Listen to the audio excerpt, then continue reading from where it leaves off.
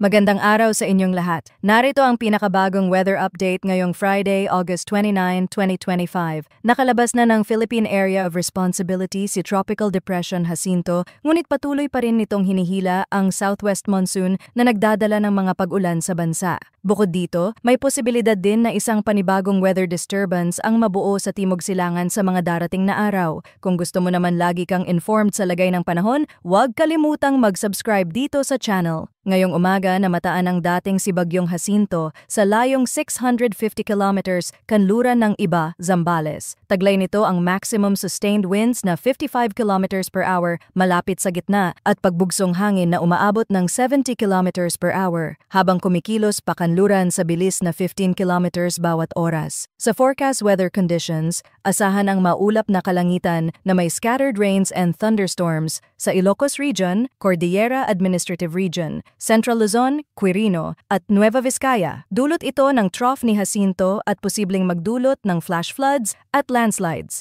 Sa Visayas, Zamboanga Peninsula, Dinagat Islands, Occidental Mindoro at Palawan, maulap din ang kalangitan na may scattered rains and thunderstorms dala ng southwest monsoon. May posibilidad din ng pagbaha at pagguho ng lupa dahil sa moderate to heavy rains. Sa natitirang bahagi ng Cagayan Valley, isolated rain showers o thunderstorms ang mararanasan habang sa Metro Manila at natitirang bahagi ng bansa, scattered thunderstorms na dulot ng southwest monsoon ang posibleng magdulot pa rin ng pagbaha. Sa kondisyon ng hangin at karagatan, sa Northern Luzon ay moderate ang hangin mula southeast hanggang east na may alon na 1.2 hanggang 2.5 meters. Sa Visayas at nalalabing bahagi ng Luzon, moderate ang hangin mula southwest hanggang south na may parehong taas ng alon. Sa Mindanao naman, light to moderate ang hangin mula south hanggang southwest na may taas ng alon na 0.6 hanggang 1.5 meters. Batay sa weather advisory na inilabas ng Pag-asa, inaasahan ngayong araw ang 50